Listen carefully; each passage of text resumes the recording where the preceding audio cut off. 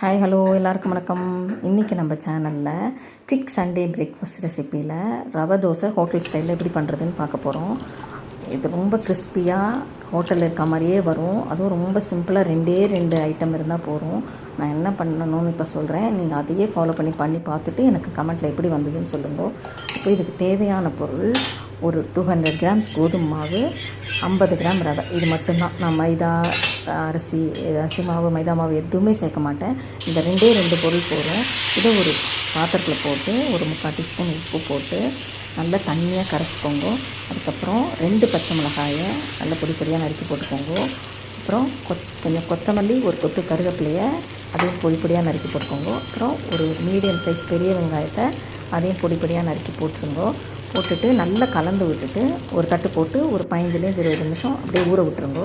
இந்த ரவை ஊறணும். ஊறினதுக்கப்புறம் அது கொஞ்சம் கெட்டியாகிடும் அந்த மாவு. இப்போ அந்த கன்சிஸ்டன்சி வந்து செக் பண்ணி இன்னும் கொஞ்சம் ஜலம் ஆட் பண்ணி நல்லா அந்த தண்ணியாக, இப்போ நான் வீடியோவில் காமிக்கிற அளவுக்கு தண்ணியாக இருக்கணும். அப்போ தான் உங்களுக்கு ஈஸியாக அந்த மாவை அப்படியே ஸ்ப்ரெட் பண்ண முடியும்.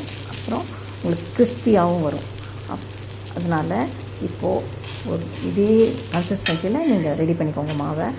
ஒரு அடுப்பில் ஒரு தோசைக்கல்லை போட்டு நல்லா ஹீட் பண்ணிக்கோங்க. நல்லா ஹீட் ஆகணும். அப்போது 2 டீஸ்பூன் நல்லெண்ணெய் விட்டுக்கோங்க. நான் நல்லெண்ணெய் தான் இட்லி தோசைக்கெலாம் யூஸ் பண்ணுவேன். ரொம்ப டேஸ்ட்டாக இருக்கும், உடம்புக்கும் நல்லது.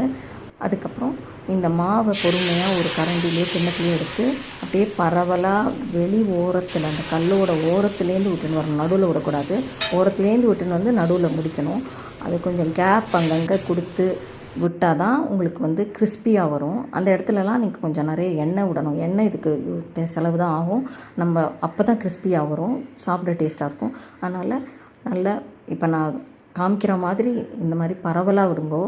நடுவில் மொத்தமாக மாவு விட்டு தேய்க்க முடியாது. அதனால் நீங்கள் எப்படி பண்ணுறேன்னு நீங்கள் பார்த்து இதே மாதிரி பண்ணிக்கோங்க. அதுக்கப்புறம் 2 டீஸ்பூன் நல்லெண்ணெய் மேலே விட்டுட்டு அந்த கேப்லலாம் ஊற்றிட்டு அப்புறம் பொறுமையாக கொஞ்சம் வெயிட் பண்ணணும். அதனால் கிறிஸ்பியாக ப்ரௌனாக அடியில் ஆடுறதுன்னு தெரிஞ்சதுக்கப்புறம் தான் திருப்பணும், இல்லைன்னா பிஞ்சு போயிடும். அதை பொறுமையாக திருப்பி அந்த பக்கம் போட்டு அந்த பக்கம் திருப்பி வந்து கொஞ்சம் நிறைய எண்ணெய் விட்டு நீங்கள் கிறிஸ்ப் ஆகிற வரைக்கும் வெயிட் பண்ணி எடுத்துருங்க. அவ்வளோதான், ரெடி ஆகிடுது. இப்போது இதுக்கு தக்காளி வெங்காயம் சட்னி சேர்த்து நீங்கள் சாப்பிட்லாம் சைட் டிஷ்ஷாக வச்சுட்டு. இது ரொம்ப சிம்பிளாக பண்ணிடலாம். இது எல்லோரும் ட்ரை பண்ணி பார்த்துட்டு எப்படி வந்ததுன்னு சொல்லுங்கள். இந்த ரெசிபி உங்களுக்கு பிடிச்சிருந்தா லைக் பண்ணுங்க, ஷேர் பண்ணுங்க, சப்ஸ்கிரைப் பண்ணுங்க. Happy cooking.